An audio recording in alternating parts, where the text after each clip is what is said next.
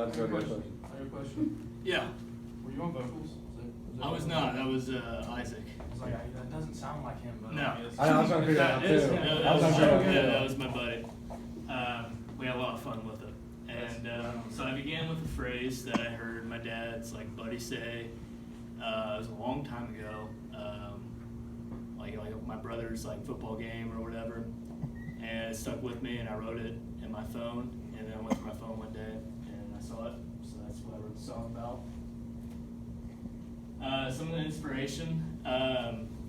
Jerry Garcia was a huge influence of the Grateful Dead. He was known for like psychedelic rock and very melodic. Bob Dylan, he's the one with the cigarette hair, really inspired the lyrics. He often wrote about kind of rougher lives, and he changed perspectives, like first person, third person, second person, all those throughout his songs, so I did that in mine. Buffalo Springfield, they do a little thing on a guitar. It's hard to explain. It's just like a little ambient background guitar that I really like, so I put it in the song. So I started recording like kind of like you call it a demo. You could call it that. It was just to have an idea of what to do when I brought in the other musicians to work on it.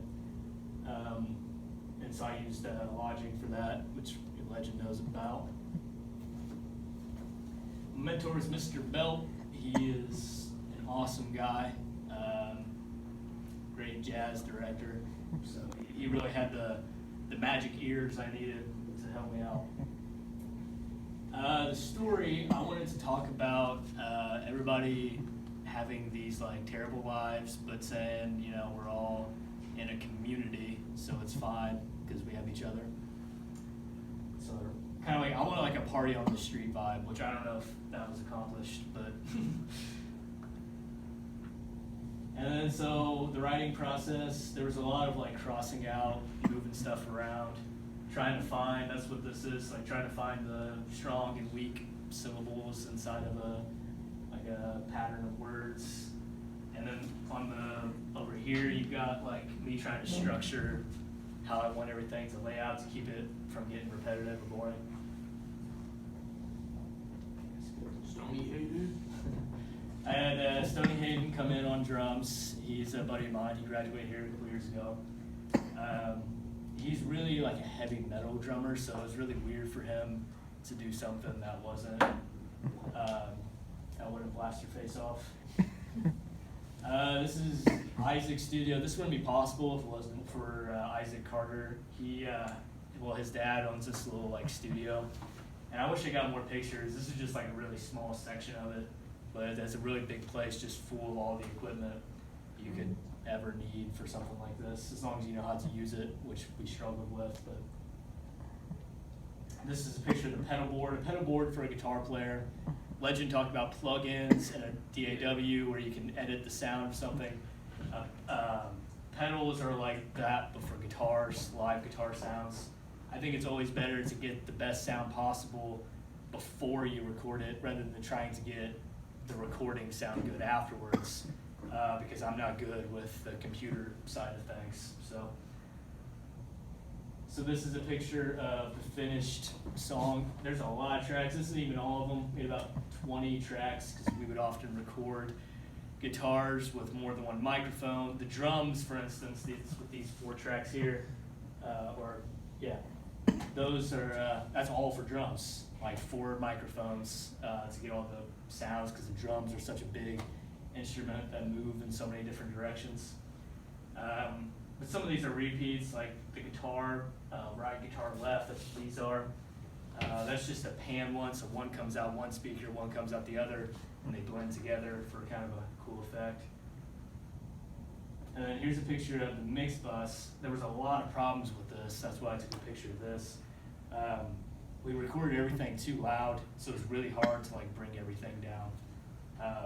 And you can send things, these are plugins, these little blue squares here, and this is before I added some others last night. And then you can send these to a bus, which is really useful when you have 20 plus tracks. You can send them all so they have the same effects. You need 4 tracks to have the same effects on them, same plugins. You You can send them all to, like, they call it a bus, so you can have them all there. The struggles, I had a Ball State music audition, like, right before I was needed to record this, which took priority, obviously, like, I need to get there. So I had to kind of put the senior project aside. Isaac, who's the man who owned the studio, sang and played bass, probably the biggest part of this other than me. We were both free at, like, different times, so it's tough. And that goes for Stoney too. We had to find a time where Stoney could come in, which was typically late at night, which meant staying up to 3 a.m. and then going to school the next morning. And also singing doesn't come very natural to me. So when I was trying to find a vocal melody for Isaac, I really struggled with that. In fact, I tried to sing it myself at first. I hated the way it sounded, so I had him do it.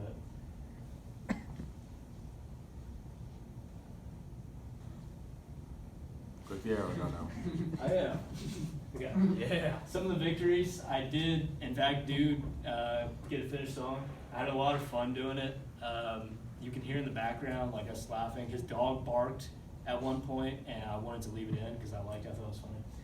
I also enjoyed the song. I made it a lot. I just listened to it on the car on the way here and kind of made me chuckle.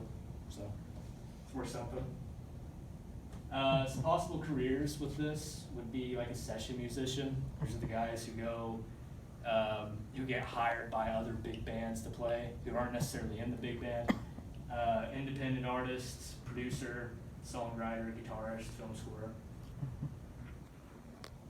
It's really just depending on how behind the scenes you're willing to be. I think that's the whole thing. Yeah.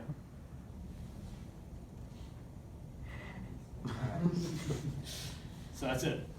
Yeah.